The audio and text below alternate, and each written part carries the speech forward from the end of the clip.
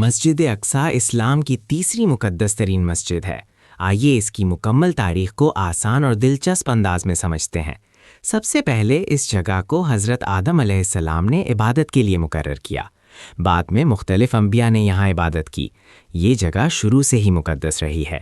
حضرت سلیمان علیہ السلام نے مسجد اقصیٰ کی تعمیر یا تجدید کروائی، اسے خوبصورت اور مضبوط بنایا، اسی لیے اسے سلیمانی مسجد بھی کہا جاتا ہے۔ یہ وہی مقام ہے جہاں سے نبی کریم صلی اللہ علیہ وسلم کو معراج پر لے جایا گیا۔ یہ عظیم واقعہ معراج کہلاتا ہے، اسی لیے مسجد اقصیٰ کی اہمیت اور بڑھ جاتی ہے۔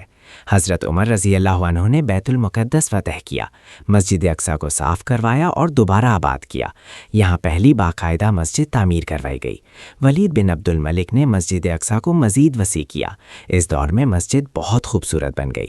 عیسائی فوجوں نے مسجد اقصیٰ پر قبضہ کر لیا، مسجد کو نقصان پہنچا۔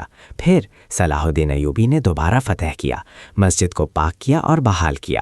عثمانی سلاطین نے مسجد کی حفاظت اور مرمت جاری رکھی، اسے مزید مضبوط اور خوبصورت بنایا۔ آج مسجد اقصیٰ یروشلم میں واقع ہے۔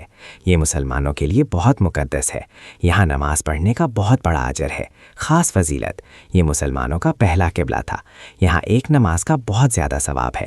یہ انبیاء کی سرزمین ہے۔ خلاصہ، مسجد اقصیٰ بہت قدیم اور مقدس مقام، کئی انبیاء سے جڑا ہوا، تاریخ میں کئی بار تعمیر اور بحال ہوئی، آج بھی مسلمانوں کی دلوں کے قریب ہے۔ ویڈیو اچھا لگا تو چینل کو سبسکرائب